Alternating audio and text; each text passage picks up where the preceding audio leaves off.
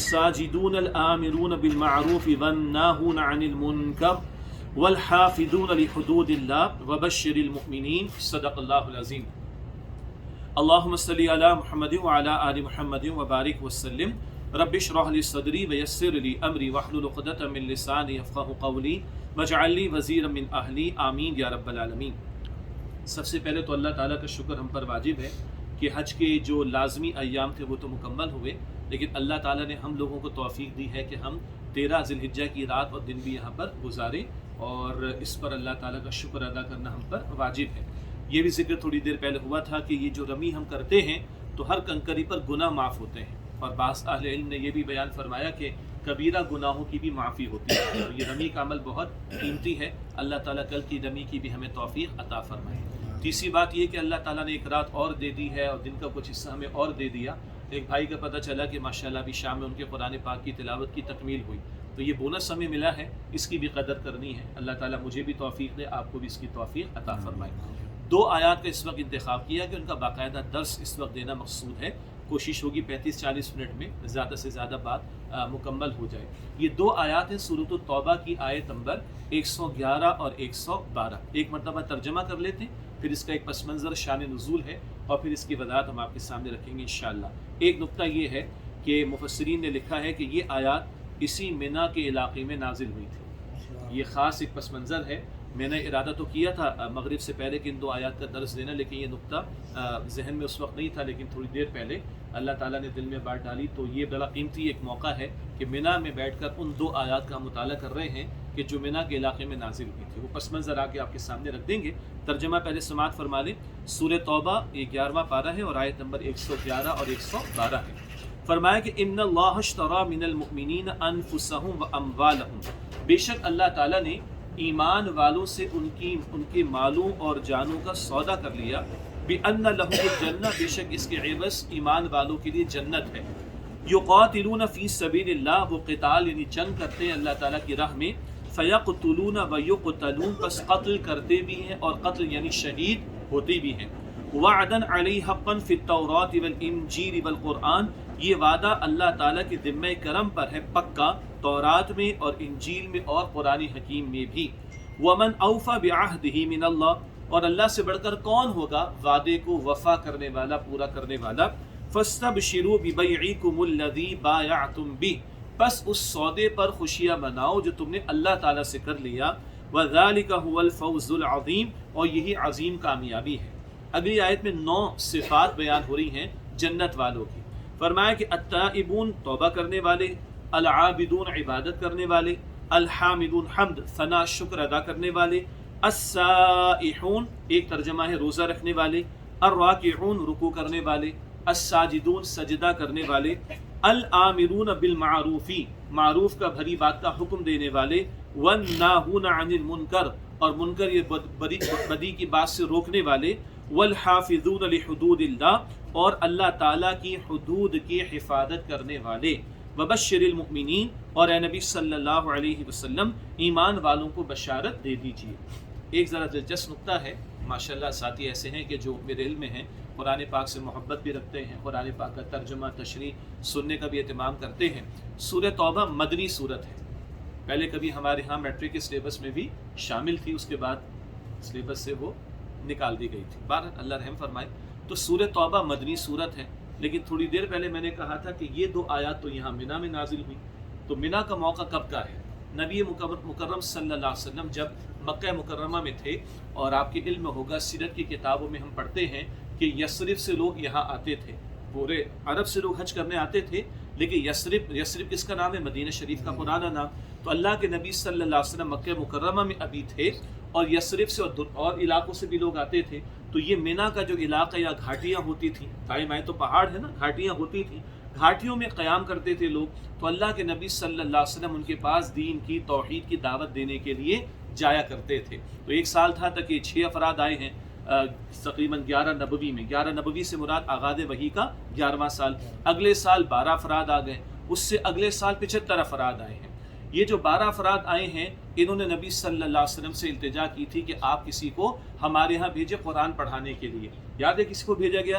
حضرت مصعب بن عمیر کو رضی اللہ عنہ، اور حضرت مصعب بن عمیر رضی اللہ تعالیٰ عنہ مکہ مکرمہ سے یثرب گئے ہیں، اور 1 سال قرآن کی دعوت کے نتیجے میں اگلے سال 75 افراد کو وہ لے کر آئے ہیں۔ ان آنے والوں نے اسلام بھی قبول کیا اور نبی صلی اللہ علیہ وسلم سے التجا کی کہ آپ ہمارے یہاں تشریف لائیے، تو حضور علیہ السلام فرمایا کہ مجھے بلانے کا تمہیں مطلب معلوم ہے؟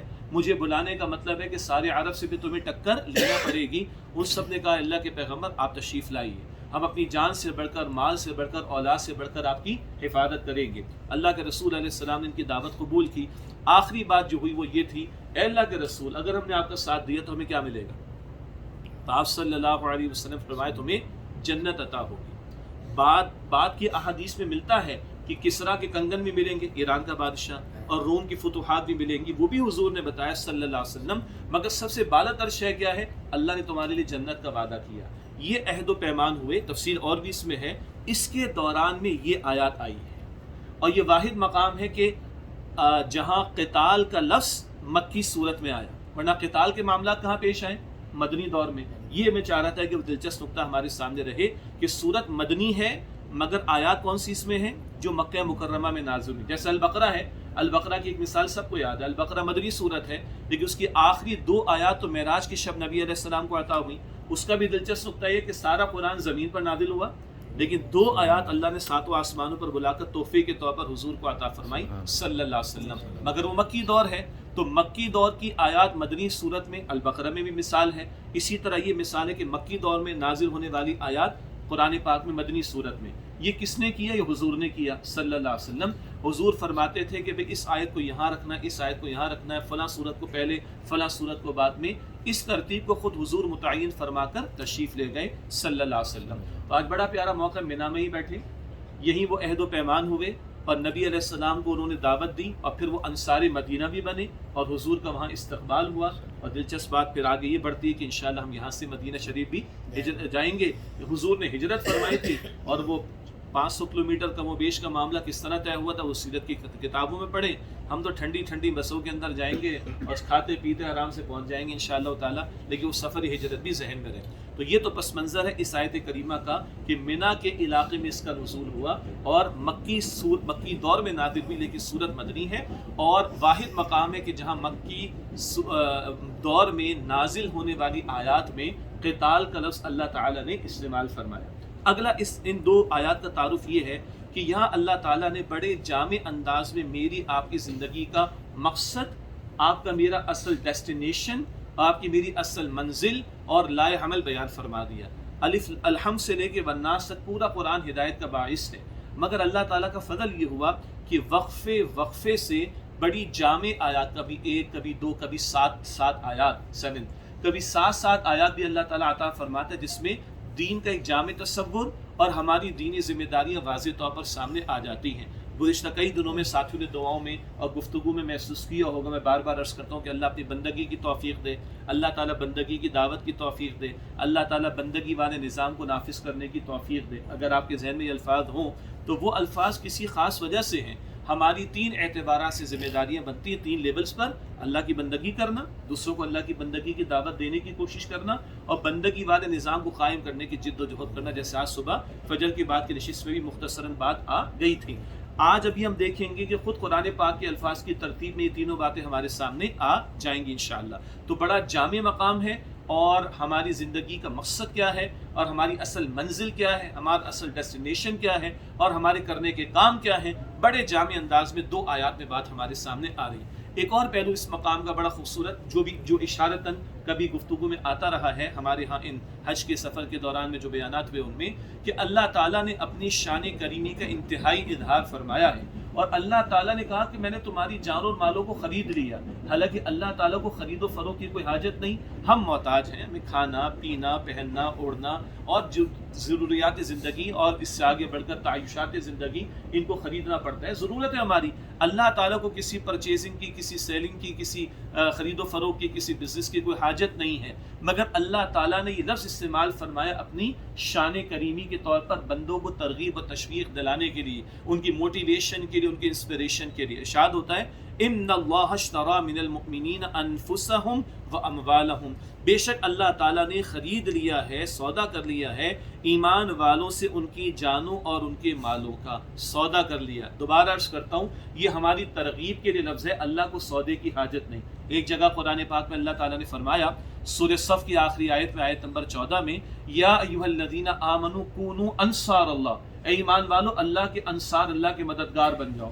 اب بتائیے اللہ کو کسی مدد کی حاجت ہے؟ استغفر اللہ، نہیں۔ پھر کیا مطلب ہے؟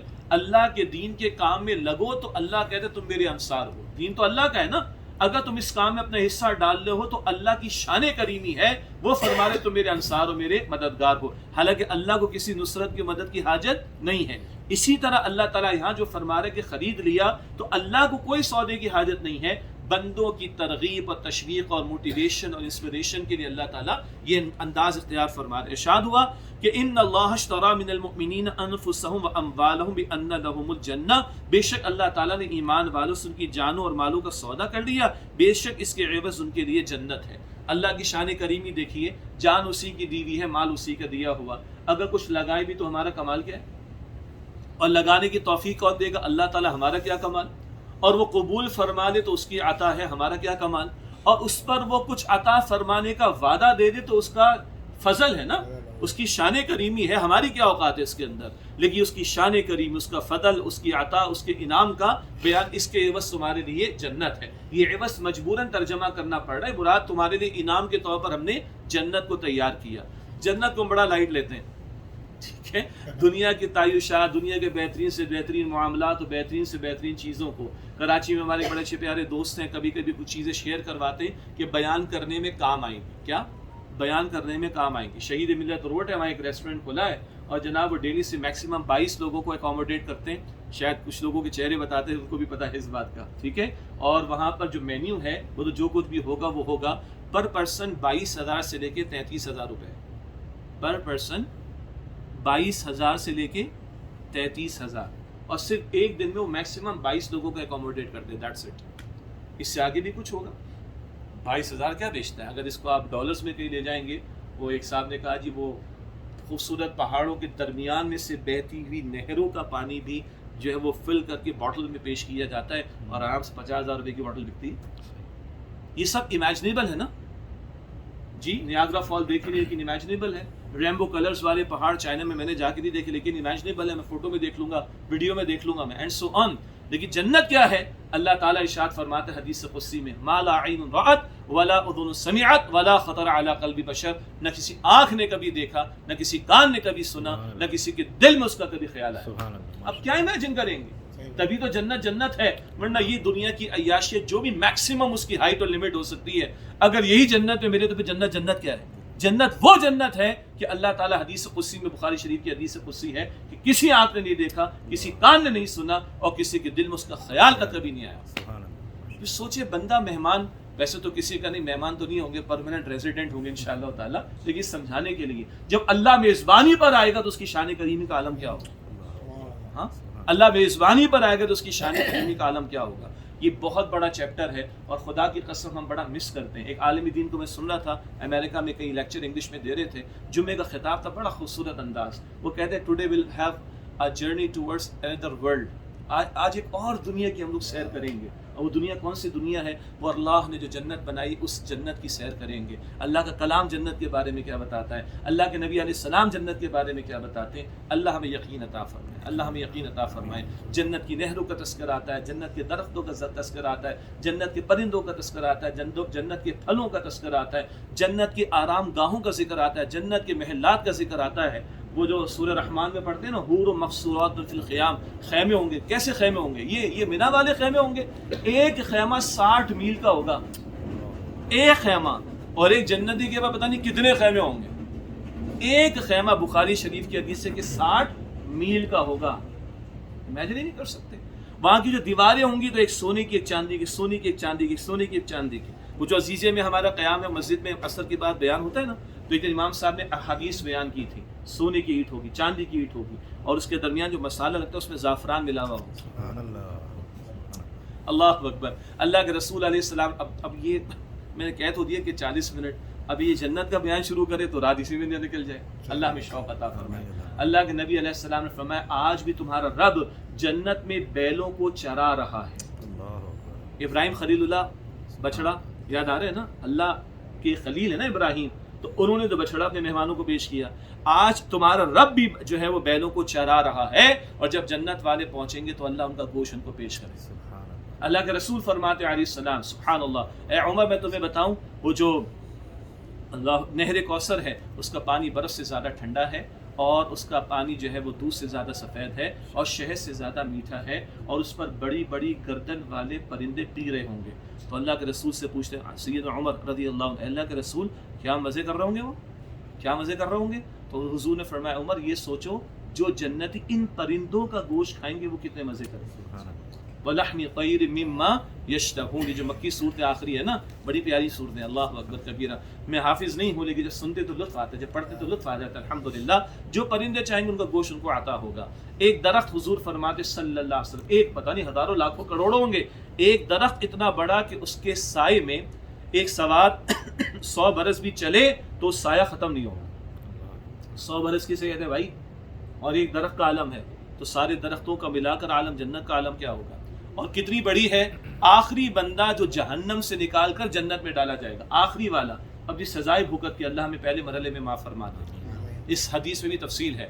آخری والا جب جہنم سے نکال کر جنت میں داخل کیا جائے گا تو اس کی جنت, لاسٹ ون والے کی جنت اس ساری ہماری دنیا سے 10 گنا زیادہ بڑی ہوگی. یہ صحیح مسلم شریف کی روایت ہے, یعنی بالکل یہ مستند احادیث میں اس میں کوئی کلام نہیں ہے. ہمارے یہاں ایسا کچھ ہو گیا کہ اتنے مٹیریلسٹک لوگ ہو چکے ہیں کہ ان باتوں کو, یار یہ مولوی صاحب کچی باتیں تو نہیں کر رہا, تم سنی سنائی ہوا میں باتیں تو نہیں کر رہا ہوں. اس لیے بار بار حوالہ دینے کی بھی کوشش کر رہا ہوں کہ آخری بندہ جو جہنم سے نکال کر لاسٹ من جنت میں انٹر کیا جائے گا, اس کی جنت اس دنیا سے 10 گنا بڑی ہوگی. حدیث میں آیا پہلے تو اس کو اللہ تعالیٰ دکھائے گا جنت کا بارڈر, یا اللہ بس یہاں اگر پہنچ جاؤں تو بس مزہ آ جائے گا مجھے. بارڈر پہ آ گئی, یا اللہ یہ درخت تک اگر پہنچ جاؤ تو بڑا مزہ آ جائے گا. یا اللہ یہ بڑا چمن نظر آ رہا ہے یہاں تک پہنچ جاؤں. ہوتے ہوتے اس کو اللہ کہے گا ایک دنیا جتنی, دنیا سے 5 گنا, دنیا سے 10 گنا. تو اس سے بھی رہا نہیں جائے گا. جو بارڈر دیکھ رہا تھا جہنم سے جنت کا, جب یہاں تک سنے گا کہے گا تو مذاق کر رہا ہے میرے ساتھ, تو مجھ سے مذاق کر رہے کہ 10 گنا بڑی جنت دنیا سے مجھے عطا کرے گا. تو اللہ کے رسول علیہ السلام مسکرائے کہ اس شخص کو یقین نہیں آ رہا ہوگا اس آخری والے کو 10 گنا ملے گی. تو بھائی انبیاء علیہ صحابہ کرام کی جنت کیسی ہوگی, اور انبیاء علیہ السلام کی جنت کا عالم کیا ہوگا, اور محمد مصطفیٰ علیہ السلام کی جنت کا عالم کیا ہوگا. اللہ ہمیں شوق عطا فرمائے. اور اللہ کی قسم مکہ مکرمہ میں 2/3 قرآن نازل ہوا. اسی علاقے کے اندر جہاں سیدنا بلال پر ظلم و ستم, سیدنا خباب پر ظلم و ستم, حضرت سمیہ کی شہادت کا معاملہ, حضرت یاسر کی شہادت کا معاملہ, کیا شے اس سب کچھ کو برداشت کرنے پر ان کو آمادہ کرتی تھی.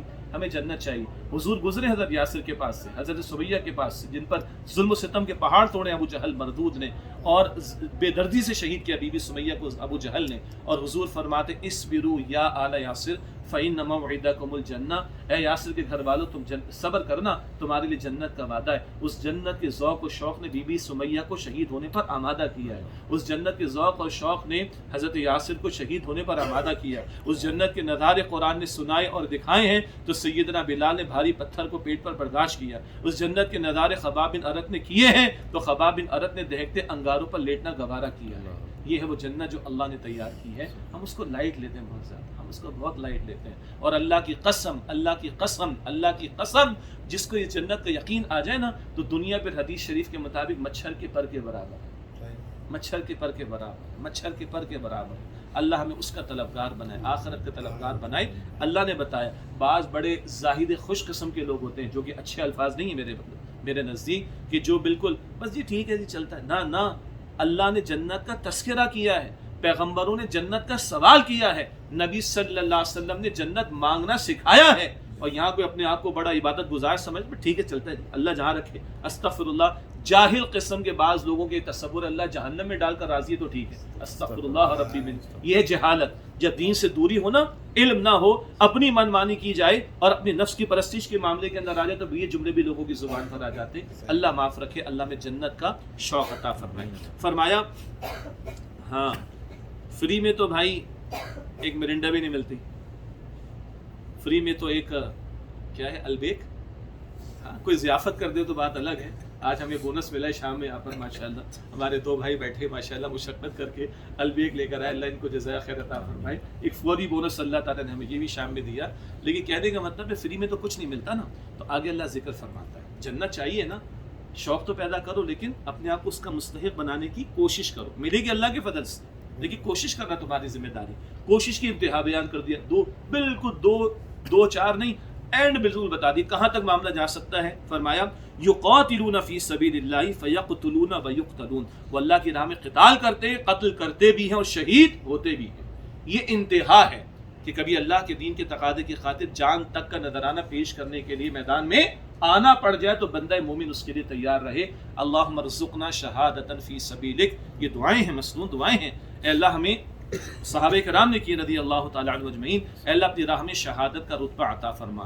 اس کے بعد تو کچھ نہیں نا بندے کے پاس لگانے کو, جان بھی پیش کر دی پھر تو کچھ بھی نہیں ہے. ہاں پھر بھی یاد رہے کہ جان دی ہوئی اسی کی تھی. حق تو یہ ہے کہ حق ادا نہ ہو سکا, حق پھر بھی ادا نہ ہوگا, مگر جان لگا دینے کے بعد اور تو کچھ نہیں ہے نا بندے کے پاس.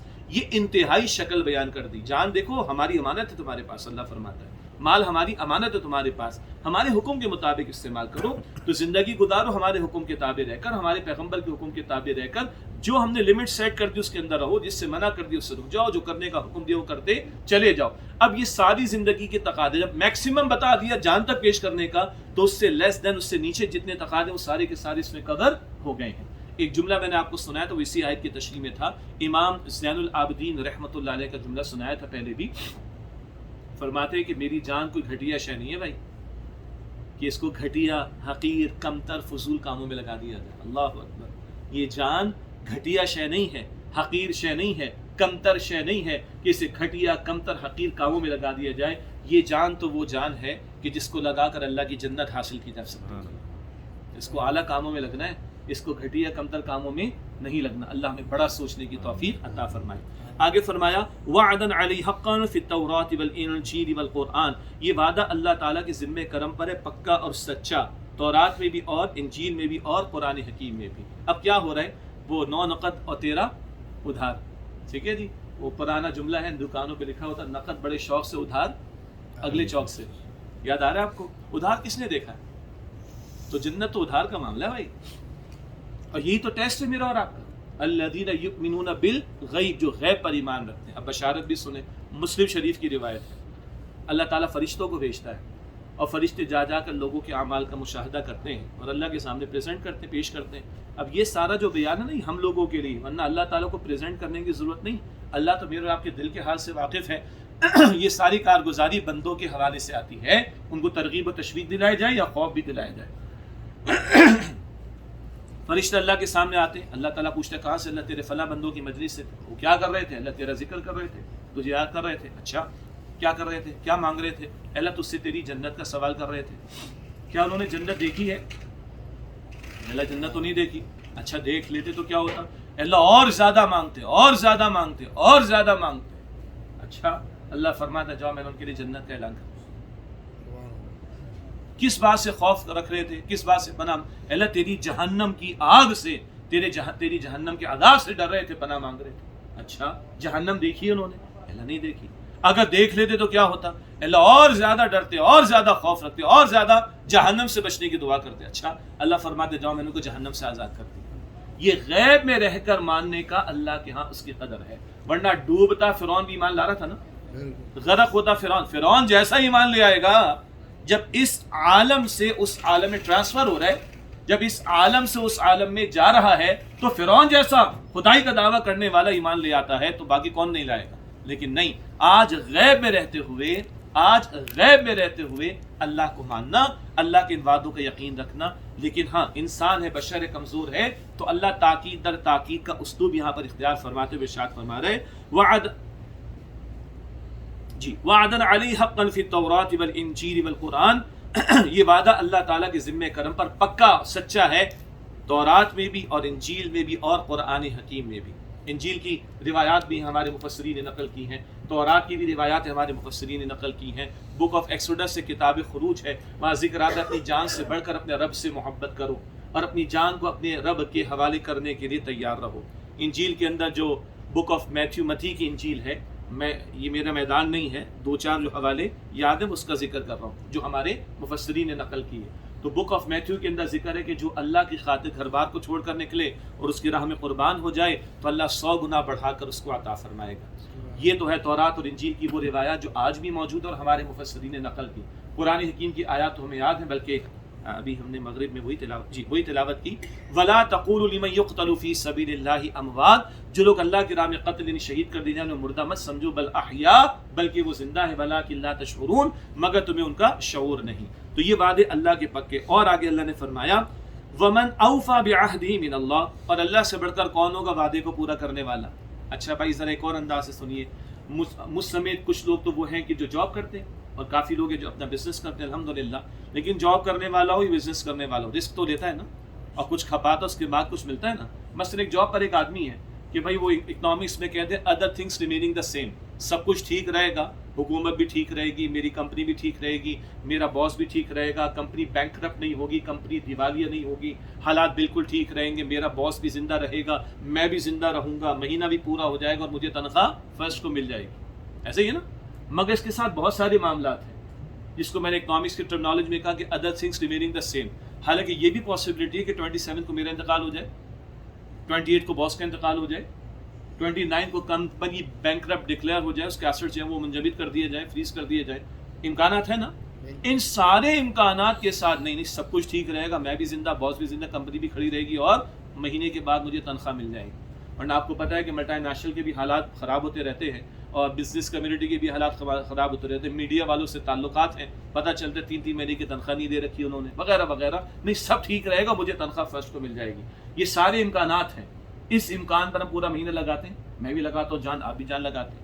یہاں بھی اگر بیٹھے ہوئے چلو 5 دن 6 دن تو ذرا ہم نے کچھ احتیاط کی ہے، کل جائیں گے تو شاید میں بھی اپنی ای میل کھولوں گا، آپ بھی اپنی ای میل کھولیں گے، مجھے بھی کچھ فائلز بھیجنی ہوں گی، کچھ اپروولز دینی ہوں گی، آپ کو بھی کرنا پڑے گا. ایک جگہ انگیجمنٹ ہے میری اس طرح کی. اس سارے امکانات پر ہماری اتنی محنت ہے. اللہ نے جو وعدے دیے وہ امکان ہے یا یقینی بات ہے؟ بس ہم اپنے آپ کو ایویلویٹ کر لیں کہ امکانی چیزوں پر جان کتنی مارتے ہیں اور یقینی چیز پر جان کتنی مارتے ہیں. اس سے پتہ چل جائے گا کہ ایمان کہاں کھڑا ہے. بہت تلخ بات آ گئی زبان پر. امکانی چیزوں پر جان کتنی مارتے ہیں. ایک بچہ ابھی 4 سال کا، اب تو پری برتھ ایڈمیشن ہو رہے نا بچوں کے، 18-20 سال اس پہ انویسٹمنٹ کرنی ہے، پھر کمانے کے کچھ قابل ہوگا. ہاں یا نا. میں بھی زندہ رہوں گا، وہ بھی زندہ رہے گا، سب ٹھیک رہے گا، کمانے. اس امکان میں 20 سال کھپا رہا ہوں نا اپنے آپ کو. وہ اللہ جو وعدے دے رہا ہے وہ امکان نہیں، وہ یقینی بات ہے، اس پر کتنا کھپا رہا ہوں. یہ ہے جس سے یہ پتہ چلے گا کہ میرا ایمان کا لیول کہاں کھڑا ہے، میرا کنوکشن کا لیول کہاں کھڑا ہے. اللہ مجھے اور آپ کو یقین عطا فرمائے. لیکن کیونکہ نقد والی بات نہیں، ادھار والی بات ہے، اللہ تعالیٰ اللہ کو خوب پتہ ہے. وہ کہتا ہے الا یعلم من خلق، سورہ ملک میں ہے نا، کیا وہ اللہ نہ جانے گا جس نے پیدا کی؟ اس کو پتہ ہے بندے کتنے کمزور ہیں. تو اللہ ایمفیسس بار بار زور دے کر جو ہے بتا رہا ہے کہ نہیں دیکھو ومن اوفى بعهده من اللہ، اور اللہ سے بڑھ کر کون ہوگا اپنے وعدے کو پورا کرنے والا. فاستبشروا ببيعكم الذي بايعتم به. اللہ کی شان کریمی دیکھیں. اللہ کہتا ہے سودے پر خوشیاں مناؤ جو تم نے اللہ سے کر لیا. ہماری اوقات ہے کوئی اللہ سے سودا کرے؟ کیا پدی کا شوربہ ہم بیچتے کیا ہے؟ ہمارے پاس ہے کیا کہ اللہ کو پریزنٹ کر کے کوئی سودا کرے؟ یہ اس کی شان کریم. میں کرتا ہوں تم سے سودا، ارے میری جان ہی میرے حوالے کر دو، میرا مال ہی میرے حوالے کر دو. ساری جان مانگی، سارا وقت مانگا، سارا مال مانگا، ہر وقت مانگا؟ نہیں. ان باؤنڈریز کے اندر ہو. یہ زکوٰۃ بھی دینی ہے، صدقات بھی دینے، قربانی بھی کرنی، حج بھی کرنا، اینڈ سو آن. حلال کمانا، حرام نہ کمانا، اینڈ سو آن، وغیرہ وغیرہ. جان اللہ کی دی ہوئی، مال اس کا دیا ہوا، توفیق اس کی دی ہوئی. وہ کہتا ہے چلو مجھ سے سودا کرو، لو اور چلو جاؤ سودے میں خوشیاں بھی بنا لو. ہمارا تو کچھ ہے ہی نہیں اس کے اندر. شان کریمی، فضل ہی فضل، عطا ہی عطا، انعام ہی انعام اللہ تعالیٰ کی طرف سے. جاؤ خوشیاں مناؤ سودے پر جو تم نے اللہ تعالیٰ سے کر لیا. وذالک هو الفوز العظیم، اور یہی عظیم کامیابی ہے. اصل کامیابی یہ ہے. جیتا کون؟ سورہ تغابن 28 پارے میں تغابن غبن سے نکلا ہے. بڑا خطرناک لفظ ہے، لیکن ہوتا کیا ہے، ایک بندہ خریدتا ہے، ایک بندہ بیچتا ہے. دونوں کیا چاہتے ہیں؟ بیچنے والا بھی میکسیمم پروفٹ لوں اور خریدنے والا بھی کم سے کم کرا لوں. ٹھیک ہے جی. تو دونوں ایک دوسرے کے اگینسٹ لگے ہوئے اصل میں. بہرحال اس سے تغابن بنا، لیکن اس کا ایک ترجمہ کیا جاتا ہے ہار اور جیت. تو ذالک یوم التغابن، قرآن پاک کہتے ہیں وہ دن ہے ہار اور جیت کا دن. کون سا؟ قیامت کا دن. اصل وہ جیتا جو وہاں جیتا، اصل وہ ہارا جو وہاں پر ہار گیا. اصل کامیابی اللہ تعالیٰ کے نزدیک کہاں کی ہے؟ آخرت کی ہے. یاد رکھ سکندر کے حوصلے تو عالی تھے، جب گیا تھا دنیا سے دونوں ہاتھ خالی. بڑی فتوحات کی لے کر کے آگے کچھ نہیں. جائے گا جب جہاں سے کچھ بھی نہ ہاتھ ہوگا، 2 گز کفن کا کپڑا تیرا لباس ہوگا. اور کفن میں جیب بھی نہیں ہوتی، اور پلاسٹک منی وہاں بھی نہیں چلے گی، آن لائن ٹرانزیکشنز وہاں بھی نہیں ہو سکتے. صحیح ہے بھائی. بادشاہ کے محل سے اٹھے گا 6 فٹ کے گڑھے میں جائے گا، غریب کی جھوپڑی سے اٹھے گا 6 فٹ کے گڑھے میں جائے گا. محلات والے کے محلات یہاں پڑے رہ گئے. سبحان اللہ. سیدنا علی فرماتے کتنے خوبصورت چہرے تھے، آج مٹی مٹی ہو گئی. کتنی خوبصورت آنکھیں تھیں، آج مٹی مٹی ہو گئی. کتنے خوبصورت محلات تھے، کھڑے کے کھڑے رہ کے بندے محلات کے نیچے چلے گئے. یہ ہمارا اینڈ ہے، but this is not the ultimate and. وہ اینڈ آف ٹائم تو بنائی ڈاکٹر شاہد مسعود صاحب نے، تو اس کے بعد میں نے ایک بیان کیا، میرا ارادہ تھا اس کا نام رکھا جائے کیا ہے، اسٹارٹ آف ٹائم. اور یہ جملہ میرا نہیں ہے، یہ رسول سیدنا علی کا قول ہے. سیدنا علی فرماتے رضی اللہ تعالیٰ عنہ، لوگوں آج تم سو رہے ہو، یہ سارا کی خواب ہے، دھوکا ہے. یہ آج تم سو رہے ہو، جب موت آئے گی تب تم جاگو گے. جب موت آئے گی تب تم جاگو گے، تب اصل حقیقتیں کھل کر سامنے آئیں گی. اللہ یقین عطا فرمائے. تو فرمایا کہ وذالک هو الفوز العظیم، یہی عظیم کامیابی کون سی؟ کہ جس کو اللہ جہنم سے بچا کر جنت میں داخلہ عطا فرماتے. سورہ آل عمران میں بھی آتا ہے، شاید اس کا ہم نے مختصر مطالعہ کیا تھا. فمن زحزح عن النار وادخل الجنۃ فقد فاز. سورہ آل عمران کی آیت نمبر 185 ہے. جو جہنم سے بچائے گا اور جنت میں داخل کیا کہ وہ یقیناً کامیاب ہوا. وما الحیات الدنیا الا متاع الغرور، اور دنیا کی زندگی دھوکے فریب کے سوا کچھ بھی نہیں ہے. اللہ کے نبی صلی اللہ علیہ وسلم ایک دن گزر رہے تھے، مشہور واقعہ، بکری کا مردار بچہ کچرے کے ڈھیر پر پڑا. آپ نے پوچھا کون خریدے گا 1 درہم میں؟ اللہ کے رسول کوئی نہ خریدے. مردار ہے، پیٹ پھلا ہوا، کان کٹے ہوئے، بدبو مارتا ہوا کچرے کے ڈھیر پر، ہم میں سے کوئی نہ خریدے. اللہ کے پیغمبر فرماتے صلی اللہ علیہ وسلم، جس قدر یہ بکری کا مردار بچہ تمہاری نگاہوں میں کمتر اور حقیر اور ذلیل ہے، اللہ کی قسم یہ دنیا اور اس کا مال و اسباب اللہ تعالیٰ کی نگاہوں میں اس سے زیادہ کمتر اور حقیر ہے. دوسری روایت مسند احمد کی، اگر یہ ساری دنیا، اس کا مال و اسباب، اللہ کی نگاہوں میں اس کی حیثیت اگر مچھر کے پر کے برابر بھی ہوتی تو اللہ تعالیٰ کسی کافر کو پانی کا گھونٹ بھی نہ دیتا. خوب دیر ہے، کیونکہ اللہ کے نزدیک اس سب کی مچھر کے پر کے برابر بھی حیثیت نہیں ہے. اور ایک بڑی عجیب حدیث ہے، بہت ہی عجیب ہے، فیل بھی آپ ہوگی لیکن بالکل مستند حدیث ہے. فیل ہونے سے مراد یہ بات آ رہی، ہاں کبھی کوئی بات سمجھ نہیں آتی تو حضور ایسی مثالیں دیتے تاکہ ہمیں سمجھ آئے. اور یہ بڑی پیاری مثال ہے. کھانے پینے کے تو ہم بڑے شوقین ہیں نا جی، ٹھیک ہے، اور آج کل پورے کوکنگ چینلز اور نہ جانے وہ ریسیپیز اور کیا کیا نہیں ہوتا. بہرحال آپ کو بھی پتہ ہے کہ کھانوں کے بنانے میں کتنا وقت لگتا ہے، پھر ان کو اگر سجانا پڑے کھانوں کو جو بھی اس کی ایکسیسریز کے ساتھ تو کتنا وقت لگتا ہے. بڑی عجیب حضور نے مثال دی صلی اللہ علیہ وسلم کہ دیکھو بندہ اپنے کھانے کے تیار کرنے پر کتنا پیسہ، کتنی صلاحیت، کتنا وقت لگاتا ہے، اور کس قدر اس کو خوش نما اور خوش ذائقہ بنانے کی کوشش کرتا ہے. جب کھا لیتا ہے اس کے بعد کیا ہوتا ہے؟ کہاں جانا پڑتا ہے نا. اسی لیے مینا میں کہتے ہیں کہ کھانا پینا ہلکا رکھو تاکہ واش روم میں لائن لگانے کی نوبت ذرا کم ہی آئے. ایسے ہی ہے نا. ابھی مثال فیل ہو رہی ہے نا، کس قدر خوبصورت تھا وہ کھانا، یعنی خوش ویل پریزنٹڈ تھا، ٹھیک ہے، خوش ذائقہ، خوش نما، سب کچھ تھا. لیکن اینڈ کیا ہے ہم سب کو پتہ ہے.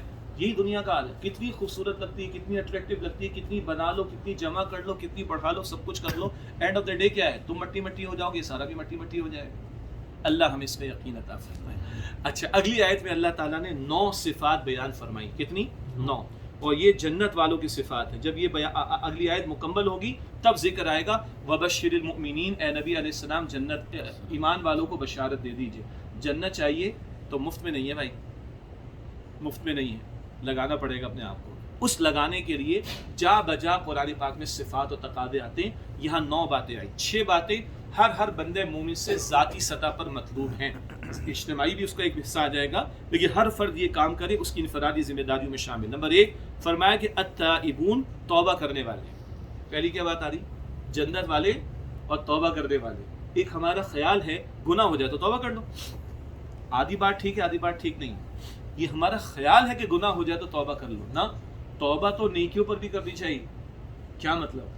اللہ کے رسول مکرم صلی اللہ علیہ وسلم نمازوں کے بعد پڑھتے اللہ اکبر، فرض نماز کے بعد اللہ اکبر، استغفر اللہ استغفر اللہ استغفر اللہ. پہلے بھی مثال آئی کہ دیکھو اللہ کے رسول کی کیا قیام و سجدے ہوں گے صلی اللہ علیہ وسلم، کیا سجدے ہوں گے محمد مصطفیٰ علیہ السلام، کیا لو لگی ہوتی ہوگی اللہ تعالیٰ سے. اور حضور فرض نماز کا سلام پھیر کر پڑھ رہے ہیں استغفر اللہ استغفر اللہ استغفر اللہ. کس قدر نیکیوں کا عمل اور حضور کی نماز کا عمل، اس کے بعد استغفار. کیا مطلب؟ علماء نے لکھا ایک تو یہ امت کی تعلیم کے لیے ہے، دوسرا حضور کی عاجزی کا بیان. مالک تیرے حکم پر جھک تو گئے، اور جھکنا بھی محمد مصطفیٰ صلی اللہ علیہ وسلم کا جھکنا. تیرے حکم پر جھک تو گئے، لیکن اگر اس میں کوئی کمی رہ گئی ہو تو اللہ اس پر بھی استغفار، اس پر بھی توبہ. ہم کیا بیچتے ہیں؟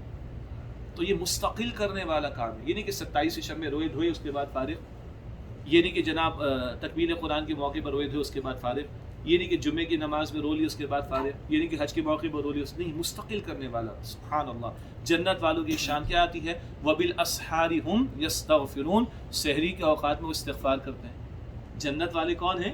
یہ سورہ ذاریات میں آتا ہے 26 سپارے کے اینڈ پر کہ جنت والے کون ہیں؟ رات کے اوقات میں، سحری کے اوقات میں استغفار کرتے ہیں. تو یہاں پہلی صفت کیا ہے؟ توبہ کرنے والے. فرمایا التائبون، آگے فرمایا العابدون، عبادت کرنے والے. ہر نماز میں کیا دہرا رہے؟ ایاک نعبد، اے اللہ ہم تیری ہی عبادت کرتے ہیں.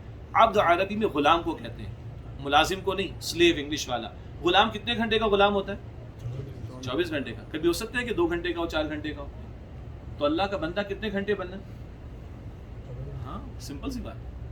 چلے اس اور سادہ کر لیں. اللہ کتنے گھنٹے ہمارا معبود ہے؟ اب کلیئر ہو گیا. تو اس کا بندہ کتنے گھنٹے بننا ہے؟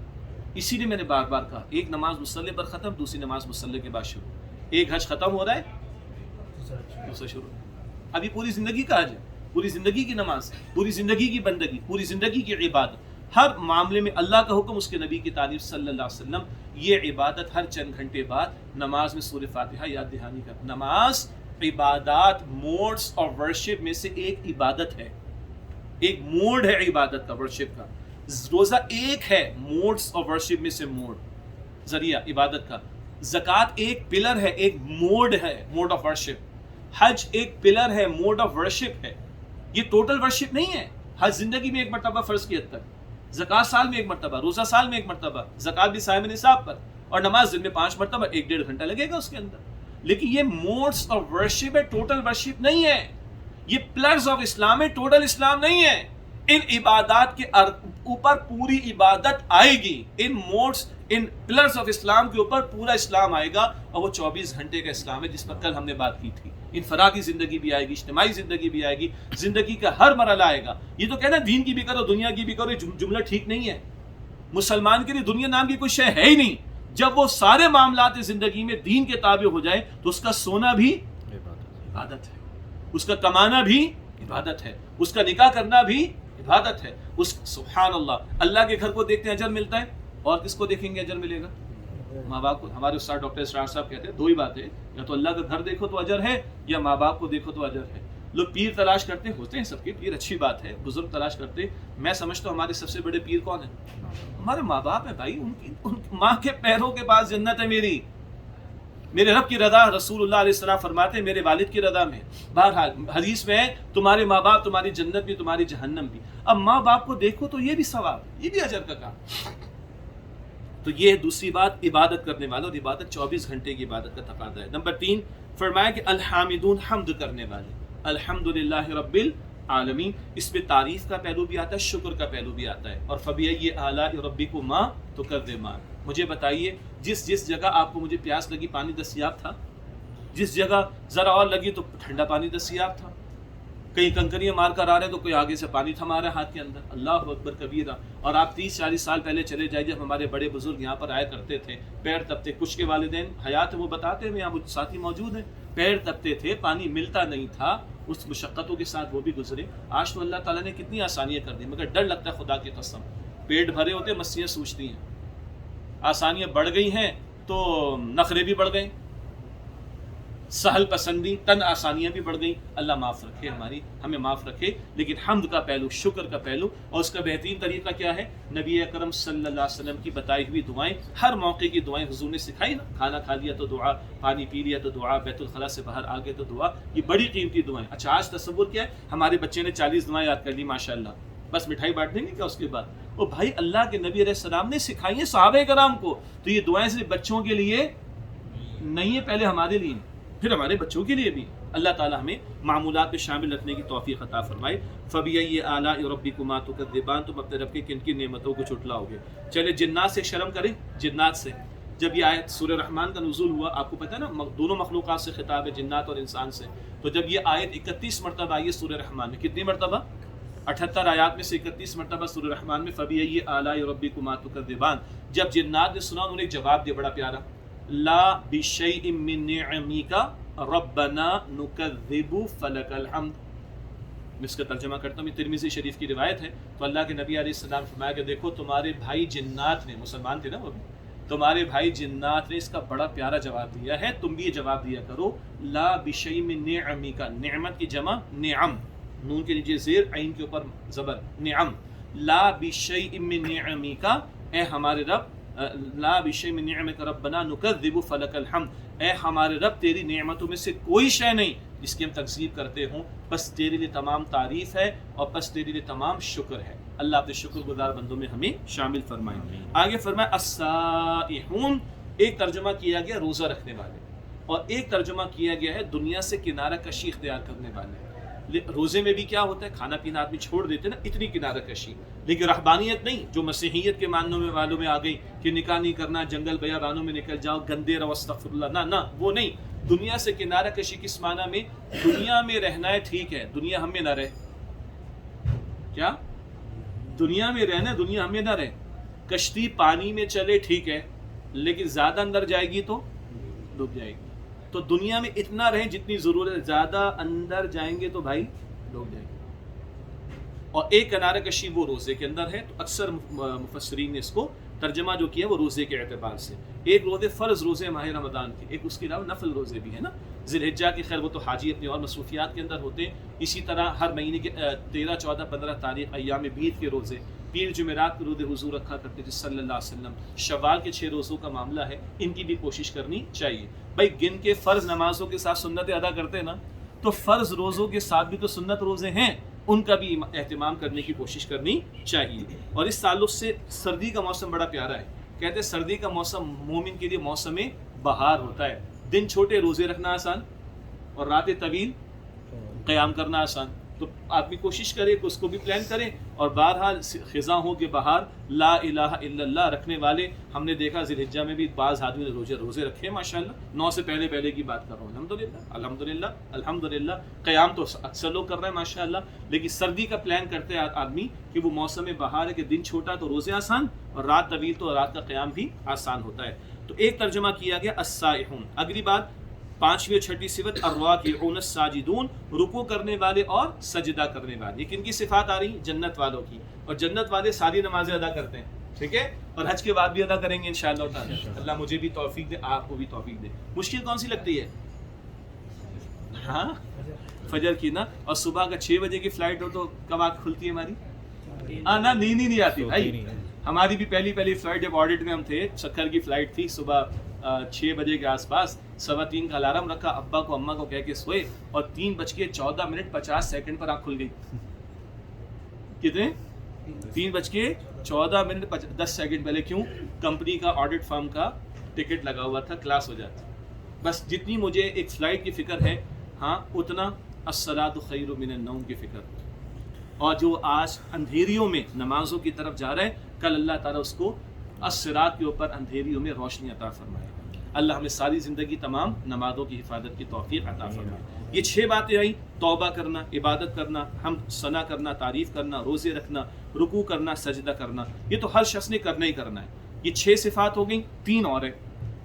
اگلی 2 صفات الآمرون بالمعروف والناہون عن المنکر، وہ نیکی کا حکم دینے والے ہیں اور بدی سے روکنے والے۔ یہ امت والا کام، یہ ساری امت نے کام کرنا ہے۔ اور دل سے ایک بات عرض کرتا ہوں، وہ شخص امتی نہیں کہلا سکتا جو امت والے کام میں اپنا حصہ نہ ڈالے۔ اپنا حصہ تو ڈالے، اپنے علم کے مطابق، اپنی قدرت کے مطابق، اپنی صلاحیت کے مطابق، اپنے دائرہ کار کے مطابق۔ خواتین مجلس میں شریک ہیں، ان پر ذمہ داری گھر کی زیادہ ہے، مرد کے اوپر باہر کی ذمہ داری زیادہ ہے، اس لیے کہا میں نے دائرہ کار۔ تو اپنا علم، قدرت، اختیار، دائرہ کار کے اعتبار سے ہر مسلمان پر امتی والی ذمہ داری ادا کرنا لازم ہے۔ ہم اگر خیر امت ہے اس کام کے ساتھ ہے. سورہ آل عمران کی آیت نمبر 110 ہے کنتم خیر امت اخرجت للناس، تم بہترین امت ہو جنہیں انسانوں کے لیے برپا کیا گیا. تم نیکی کا تأمرون بالمعروف وتنہون عن المنکر، تم نیکی کا حکم دو گے بدی سے روکو گے. اکیلے اکیلے نیک بن جانا، اکیلے اکیلے نمازی بن جانا، اکیلے اکیلے حاجی بن جانا، یہ ہمارے دین کا مزاج نہیں ہے. اب اپنی ذات سے آگے بڑھ کر گھر والوں کی فکر کرنا، دوست احباب کی فکر کرنا، رشتہ داروں کی فکر کرنا، ملنے جلنے والوں کی فکر کرنا، یہاں تک کہ ساری امت اس کام میں لگے اور ساری انسانیت کی فکر کرنا، اس درد کے ساتھ اس امت کو کھڑا کیا گیا. اس پر بھی ہم نے پہلے کلام کیا ہے، بار بار اس پر توجہ دلائی ہے. یہ کوئی نفلی کام نہیں ہے، لازم ہے. اور یہ صرف علماء یا 2-4 جماعتوں کے کرنے کا کام نہیں، ساری امت کے کرنے کا کام ہے. اگر میں امت کا پارٹ ہوں، یقیناً ہوں، تو مجھے یہ کام کرنا ہے، ورنہ میں امتی کاہے کا امتی ہوں. اور اگر میرا جملہ سخت لگے تو امام قرطبی بہت بڑے مفسر ہیں رحمۃ اللہ علیہ، امام قرطبی نے یہ بات بیان فرمائی، جو یہ کام میں حصہ نہیں ڈالتا وہ امتی کہلانے کا مستحق نہیں ہو سکتا. یہ ہے جنت پانے کے لیے کرنے والے کام. ٹھیک ہے. ہاں جہاں اختیار ہے وہاں حکم دوں گا، اپنے گھر میں کسی درجے میں ہوگا، اپنے ادارے میں کسی درجے میں ہوگا. اور جہاں اختیار نہیں وہاں دعوت دوں گا، تبلیغ کروں گا، سمجھاؤں گا، بتانے کی کوشش کروں گا. اور جہاں فرائض و واجبات پر توجہ دلانی ہے وہاں حرام سے بچنے پر بھی توجہ دلانی ہے. خواہ وہ سود کا معاملہ ہو، حرام مال کا معاملہ ہو، وہ بے حیائی کا معاملہ ہو، بے پردگی کا معاملہ ہو، وہ کسی کی حق تلفی کا معاملہ ہو، کسی کا مال ہڑپ کرنے کا معاملہ ہو. یہ جو منکرات اور گناہ ہیں، جب اس کوئی قوم ان سے روکنا چھوڑ دیتی ہے تو ان پر اللہ کا عذاب آتا ہے. اصحاب السبت کا واقعہ آپ نے سنا ہوگا، ہفتے والوں کا واقعہ. ان کے واقعے کے اندر اللہ نے صرف ان لوگوں کو بچایا ینہون عن السوء، جو برائی سے روکنے والا فریضہ انجام دیا کرتے تھے. نویں بات فرمایا کہ والحافظون لحدود اللہ، اور وہ اللہ تعالیٰ کی حدود کی حفاظت کرنے والے. اللہ کی حدود سے کیا مراد؟ ایک مسکنسیپشن ہے کہ حدود کا مطلب صرف سزائیں. سزاؤں میں بھی جو سزائیں فکسڈ ہیں، جیسے کہ چوری کی، زنا کی وغیرہ، اس کے اوپر جو سزائیں فکسڈ ہیں ان جرائم پر، ان کو حدود کہا جاتا ہے.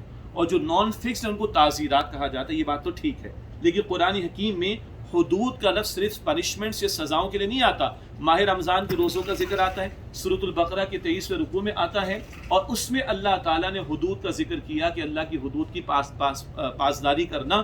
احکام کو بھی حدود کہا رمضان سے متعلق. اسی طرح سورہ نساء کی آیت نمبر 11 اور 12 میں وراثت کے احکامات آتے ہیں. توجہ فرمائیں، سورہ نساء کی آیت نمبر 11 اور 12 میں وراثت کے احکامات آتے ہیں. اللہ فرماتا ہے تلک حدود اللہ، یہ اللہ تعالیٰ کی حدود ہیں. تو شریعت کے احکام حدود ہیں، صرف سزائیں حدود نہیں. اور یہاں کہا جا رہا ہے جنت والے کون ہیں؟ والحافظون لحدود اللہ، وہ اللہ کی حدود اور احکام کی حفاظت کرنے والے ہوں گے. میرے بھائیوں، میرے بزرگوں، پہلے اللہ کے احکامات نافذ تو ہوں، پھر ان کی حفاظت کی جائے گی. حضرت ابوبکر صدیق رضی اللہ تعالیٰ عنہ نے کن لوگوں کے خلاف جنگ کا اعلان کیا تھا؟ ان کو کہتے ہیں مانعین زکوٰۃ، جنہوں نے زکوٰۃ دینے سے انکار کیا تھا. یاد ہے؟ تو فرمایا کہ اگر رسول اکرم علیہ السلام کے دور میں اونٹ کی ایک رسی بھی زکوٰۃ میں دیتے تھے اور اب نہیں دیں گے تو ان کے خلاف میں جنگ کروں گا. اللہ اکبر. اور کوئی نہیں جائے گا تو میں اکیلا جنگ کروں گا ان کے خلاف. اور کیا فرمایا؟ ایبدل الدین وانا حی، میرے جیتے جی اللہ کے دین کو بدلیں گے. آپ کے علم میں ہے کہ حضرت ابوبکر صدیق رضی اللہ عنہ ظاہری جسامت کے اعتبار سے بہت پتلے دبلے تھے، اتنے کہ ان کا تیبند بھی نیچے لٹک جایا کرتا تھا، بڑے پریشان ہوتے تھے. تو حضور نے فرمایا آپ کے لیے کوئی مسئلہ نہیں. سبحان اللہ، ذرا دلچسپ مسئلہ ہے اس کے اندر. لیکن ظاہری جسامت کے اعتبار سے بڑے کمزور تھے ظاہری اعتبار سے، لیکن عزم اور حوصلے کے اعتبار سے حضرت عمر جیسے شخص نے کہا رضی اللہ عنہ، یہ کچھ لوگوں نے نبوت کے جھوٹے دعوے کر رکھے ہیں، تو ذرا ان کو بھی نمٹنا ہے ہم نے. مسلمہ ابن کذاب اور بات کی جی کر لوگوں نے جو اس طرح کی حرکت کی، جھوٹے دعوے، ان کے خلاف بھی جنگ ہوئی. اتنے بڑے محاذ کھلے ہوئے ہیں، آپ ان لوگوں کے خلاف، زکوٰۃ نہ دینے والوں کے خلاف. کہ عمر تمہیں کیا ہو گیا؟ کون کہہ رہے؟ ہاں، حضرت ابوبکر صدیق رضی اللہ عنہ. میرے جیتے جی اللہ کا دین نہیں بدل سکتے. اور دین بدلنے کی تو بات نہیں آئی، دین کے ایک حکم پر عمل کرنے میں انکار کی بات آئی تھی. میرے جیتے جی اللہ کے دین کو کیسے بدل لیں گے؟ اور آج تو اللہ کا پورا دین، اس کی شریعت کے کئی احکامات، اے خاص ہے خاصان رسول وقت دعا ہے، امت پہ تیری آ کے آج وقت پڑا ہے. وہ دین جو بڑی شان سے نکلا تھا وطن سے، پردیس میں آج غریب الغربا ہے. اس دین کا درد کتنے لوگوں کو دیکھیے. اللہ کی کتنی حدود ٹوٹ رہی، ہمیں کچھ چہرے پہ تبدیلی آتی. بڑی ایک بھاری بھرکم حدیث ہے، سنی ہوگی آپ، بھاری بھرکم ہلا دینے والی. اللہ تعالیٰ نے جبریل علیہ السلام کو حکم دیا کہ جاؤ فلاں فلاں بستی کو تباہ و برباد کر دو. تو جبریل علیہ السلام عرض کرتے ہیں اے اللہ، آپ کا ایک بندہ وہاں پر ہے جس نے پلک جھپکنے کی مقدار برابر آپ کی نافرمانی نہیں کی. اللہ تعالیٰ فرماتے جاؤ پہلے اس کو عذاب دو، جاؤ پہلے اس کو عذاب دو اور پھر باقی لوگوں کو عذاب دینا. کیوں؟ ہمارے احکامات ٹوٹتے رہے اور اس کے چہرے کا رنگ تبدیل بھی نہیں ہوتا تھا. یہ اپنی نیکیوں میں لگا رہا، اپنے آپ کو ہی مانجنے میں لگا رہا، اپنے ہی معاملات میں لگا رہا اور معاشرے میں ہماری نافرمانی ہوتی تھی، اس کے چہرے کا رنگ بھی تبدیل نہیں ہوتا تھا. جاؤ پہلے اس کو عذاب دو پھر لوگوں کو عذاب دے. یہ شہادت گاہ الفت میں قدم رکھنا ہے. لوگ آسان سمجھتے ہیں مسلمان ہونا، اور اقبال کہتا ہے چومی گویم مسلمانم بلرزم کہ دانم مشکلات لا الہ را. جب میں کہتا ہوں کہ میں مسلمان ہوں تو میں لرز جاتا ہوں کہ مجھے معلوم ہے کہ لا الہ الا اللہ کہنے کی مشکلات کیا ہے. یہ کہنے کے بعد کہ اللہ کی حدود کی حفاظت کریں گے، اب اللہ فرماتا ہے وبشر المؤمنین، اے نبی صلی اللہ علیہ وسلم ان کو ایمان والوں کو بشارت دے دیجئے. یہ ہیں بھائی جنت والے، اور یہ جنت والوں کی صفات ہیں، یہ جنت والوں کے کرنے کے کام ہیں. یہ کرنے کی کوشش کرنا ہمارا فرض. ہاں ہماری بہنیں ہماری بیٹیاں بھی بیٹھی ہوئی ہیں، ان کا دائرہ کار گھر میں رکھا گیا، لیکن یاد رکھیں کل ایک بات بیان نہ ہو سکی آج کر دیتا ہوں. کل ماں کا ذکر آ گیا تھا اور بیٹی کا ذکر آ گیا تھا. ذرا بہن کا رول سمجھے. حضرت عمر رضی اللہ تعالیٰ عنہ کا واقعہ یاد ہے؟ تلوار لے کر نکلے، کہا پہلے اپنے گھر کی خبر تو لو، تمہاری بہن اور بہنوئی اسلام لا چکے. گھر پہنچے تو ان کی بہن کا نام بھی فاطمہ بنت خطاب. قرآن کی آواز آئی، پوچھا ذرا ڈر سی گئی. پھر انہوں نے استقامت، کیا کر رہے تھے تم؟ بس قرآن پڑھ رہے تھے. ہم تھپڑ مار دیا اپنی بہن کو. تو بہن بھی خطاب کی بیٹی ان کی بہن ہی تھی نا، خطاب ان کے والد کا نام. کہ عمر جو کرنا کر لو، قرآن کو نہیں چھوڑیں گے، محمد رسول اللہ کو نہیں چھوڑیں گے صلی اللہ علیہ وسلم. یہ ڈائلاگ، یہ مکالمہ پورا ہوا. لفظ ڈائلاگ بس انگلش کے حد تک تھا، یہ مکالمہ پورا ہوا. اور سیدنا عمر نے جب دیکھا کہ بہن نے استقامت دکھائی ہے، تھپڑ بھی کھا لیا ہے لیکن وہ ٹس سے مس ہونے کو تیار نہیں، تو ذرا کچھ دل نرم ہوا.